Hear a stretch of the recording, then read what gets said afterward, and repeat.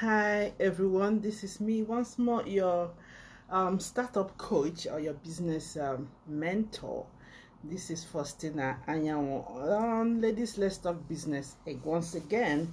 In this series, as you know from yesterday, we started the series on beyond COVID-19, the way forward after COVID-19. What next? How are you going to move forward? You know, from now after the COVID-19, with the disruptions and disruptions that we've seen both with businesses and especially big corporations, individuals losing their jobs and everything, and many people are left with not knowing which way to go after COVID-19. We are just at a junction where so many things are at stake, and like I said yesterday, as women, we are we are mostly hit by this disruption of COVID-19. Therefore, it's important that you begin now to re-strategize, to reposition yourself, and to try to navigate another way for yourself. So in talking about the way forward, I've been talking about how to start your business, or how to, what kind of business can you start, what kind of, so many things that will be going through the minds of people who want to, probably try something new. Now, yesterday I talked about different forms of business, in terms of understanding of what you want to achieve with your business, why you have to, the way you have to start it, the language you use, the approach you're going to use to start that business depends on your overall long-term vision for that business. Now, today I'm going to focus on collaborations. Given the situation that we are in now, there's undoubtedly a lot of lack of funds out there. A lot of businesses are withdrawing their funds from sponsorship and stuff like that. So many people who will be starting business now might not be able to access funding or access loans, or even be able to raise funds from their relatives or stuff like that. So if you are in that position, collaboration or partnership could be your way forward to start. Remember, we're talking about starting off. Sometimes many people tell you that they don't have this certain amount of money, that's what is holding them. Other people will say this, there are so many reasons why it's almost impossible for you to start your business. But now I'm going to talk about the benefits, the importance, the power of collaboration when funding is lacking, or when you don't have the necessary resources to really start. Now, collaboration is the ability of you combining resources with someone else, with another business. What can you bring to the table? Now, I always tell people, as small businesses, as somebody who owns a small business, collaboration is as important as funding. Oftentimes, people neglect this aspect of resourcing their business by neglecting the skills around them. Now, when you start your business, when you want to start your business, even big businesses, not only small businesses, even big businesses are beginning to collaborate, beginning to partner in several, to form an ecosystem that will sustain their resources, knowing that not every aspect of capabilities and skills will be available, internally in their company. Therefore, when you are starting your business, you need to first of all take a stock of what you can bring. What are the skills that are outstanding with you? What can you offer? What values can you offer? and what are the things that you need, what are the skills or the services that you need in your business that you cannot afford at the moment. That is the first step. So you have to identify these two things. These are the key things. You have to identify your own values, the things you're bringing, and what you're looking for. What are you looking for, and what can you give in exchange? So it's just like trading skills or trading services. So oftentimes most businesses start off from this point. How do you find a business or the platform or people that you can trade your skills with? First of all, social media has made it very possible for us to network virtually and even see so many people. But oftentimes, because people don't pay attention, people don't observe, they tend to miss the things that are just under their nose right there. So when you pay attention and look out for the things you need, then you begin to find them. I'm going to give you a classic example. Let's say, for example, you're a photographer. You want to start your photography business. You don't have a portfolio, and you need to have a portfolio. Then you need to partner with different creatives. This partnership usually could be short term or long term. One good thing is, with this situation that we have now, the COVID-19, and of course all the time, there's always an opportunity out there for every level, whatever level you are. There's always opportunity for you to achieve the same thing you would have achieved with or without money. Now, if you're a photographer, you need to build your portfolio. Because when you want to approach a prospective client, sometimes they need to see what your work looks like. Now you can then give yourself the first 2-3 months to build your portfolio. Therefore, you're looking for other creatives you can work with. Now, either you can offer to photograph a model or work with a model, makeup artist, and you form a team where you all will benefit from that shoot. You build your portfolio, the model builds her own portfolio, the makeup artist, or even sometimes the studio. If it's a new studio that just starting, they need people to hear, to send the word out there. They can even collaborate with you, and you find out at the end of the day, you haven't spent a dime, but you have produced things that will help you build your portfolio. So sometimes there are several times when I see especially on social media, people whine and moan that people approaching them for no money. There's no reason to moan about such things. Myself, I used to be angry about that when people approach me for free things and stuff like that. I feel like, oh, this have been in this. No, it's not like that. When people approach you, it's all about negotiation. So if you feel that the value that is being given to you, you need it. You might not need it, but other people might need it. So if you don't need the value that is being given to you, and what you need at the time is just money, then you focus on the money that you want.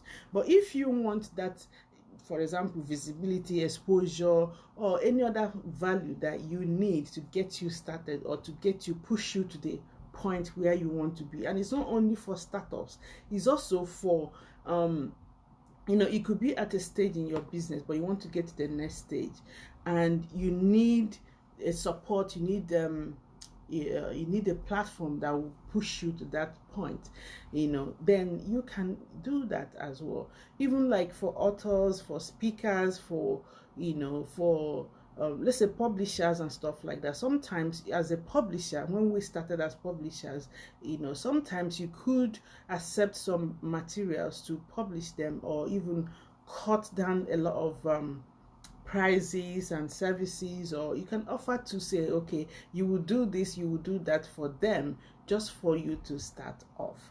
So that is why it is very important that when you are starting a business, start from the point of where you already have a specific skill that is needed, for you to start, and then you can combine with other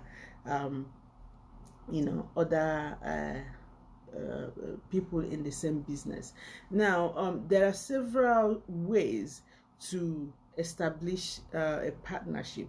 First of all, you have to create a plan. Like I said, you have to identify the skills or the resources or services that you need, and also you have to itemize what can you offer in return.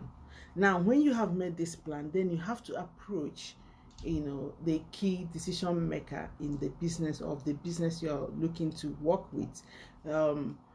For example, let's say for a magazine, you'll be looking at perhaps the chief editor or the publisher, or whoever, the managing director of or operational manager of any business, depending on how big or small your business is, or how big or small their other business also is. Then when you make that approach, or again, social media has made it very easy for us to be able to make approaches. And then before you approach as well, you need to research the business you want to approach, and find out what might they be needing at this time.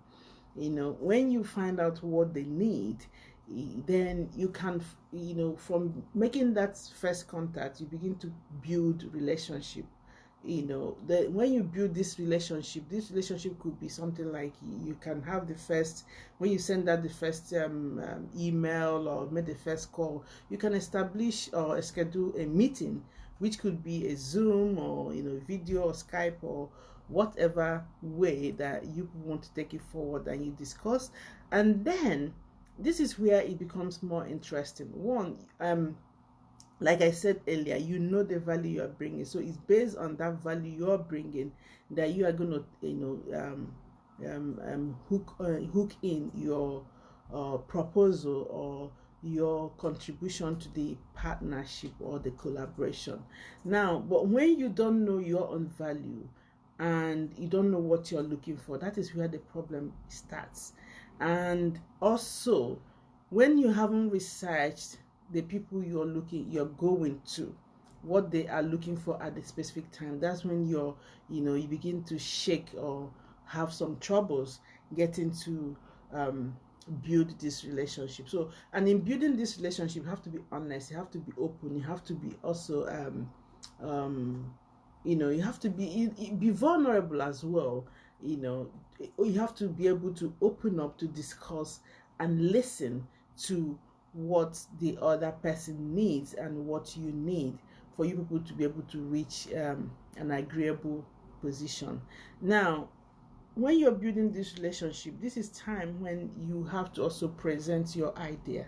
So when you have presented your idea, you have to focus on the benefits the company is going to get from you, and also what you are bringing, just like what I've been saying. And then when you have listened, and when you have talked over it and all of that, then you might have to be the one especially if you're the one who need that collaboration. Then after listening to the people you want to collaborate with, then you have to go back to reposition your readjust your proposal to match the proposal, the collaboration you are looking for, and what the other people are looking for. Oftentimes, many small businesses, we don't take these steps properly. Many people don't understand the need for proposal. They think that when they just call you up as a friend or something, that's just it. When you are doing a business, there's a line that a line that separates friendship from the business, because now the business is an entity and you are an entity, another entity, especially if you are running a limited liability company. As against a sole proprietorship. Now, if you are running a limited liability company, and in fact, even a sole proprietor, you need to have accountability, you need to have your records.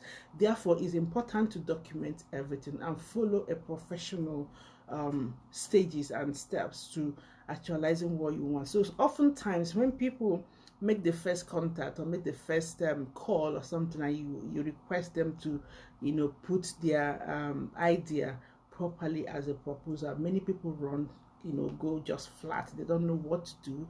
They either walk away or they feel rejected with that, because they don't know what next they need to do. So it's not always as simple as that. as just approaching, and that's it. Now, if you haven't given the other party enough reason why they want to partner with you, or what they are looking for is not what you're offering, then there's no collaboration happening. So you really have to figure out, what am I bringing to these people that they really need at this point in time, and what that is also equivalent to what I'm looking for. So this is very important, and most times people don't know how to write proposals. So whether you're approaching a business or a company for money, or for services, or for sponsorship, or for anything, even collaboration, you have to have a proposal.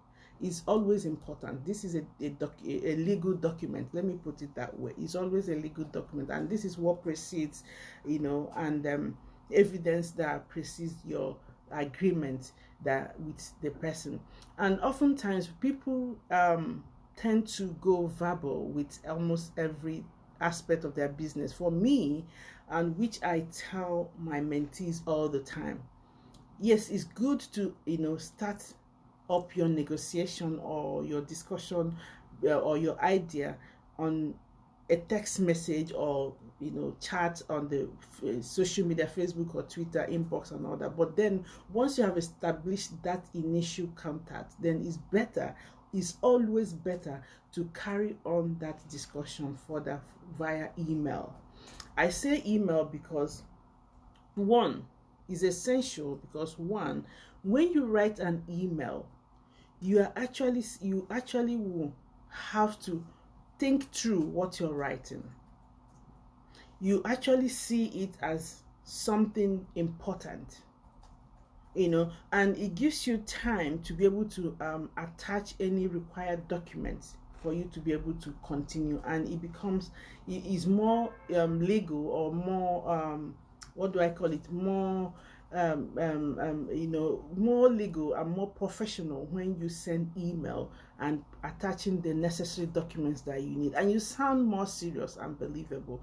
Now, but when people continue to talk or negotiate business on social media, especially in the inbox, now there are certain things that could happen. One, oftentimes people use their phone when they are either in the toilet, even in the kitchen, or when they are even lying down on their bed having a rest, or when they're just whiling away time. Oftentimes they just want to fill up their time, and therefore they just start chatting at you, and you would think you are having a serious discussion. At the end of the day, that is how people waste other people's time.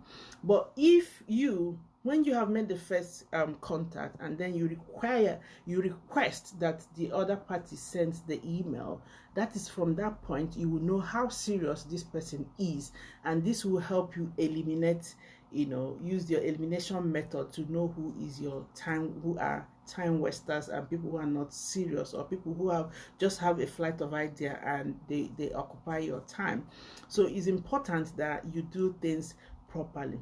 So collaboration, like I said, I have been mentoring a lot of startups on how to collaborate. This is an area that I have mastered for the past 8 years. I have used it to grow 3 different brands, global brands, and I use it all the time. I help people to understand the areas they need collaboration, even when you don't have the funds, especially, and it's very important for small businesses, when you don't have the necessary funds, or you don't have the necessary resources, or the capabilities, or the skills that you need at a time, then you should be able to draft your proposal. So on that note, I will leave it there. So you have to start thinking about how can I collaborate? Who can I collaborate with? How can I solve some of the problems I'm having in my business that I cannot afford at this point in time? Even if you are you sell products and stuff like that, there are still areas where you will need to collaborate with others to move your business forward. So that is all of it from me this evening. This is your girl again, and your mentor, business and startup mentor, Faustina Anyanwu. Tomorrow we'll be talking about visibility. We'll be looking at visibility. How can you stay visible without losing yourself? So thank you once again. Join me again tomorrow for the topic on visibility. Thank you.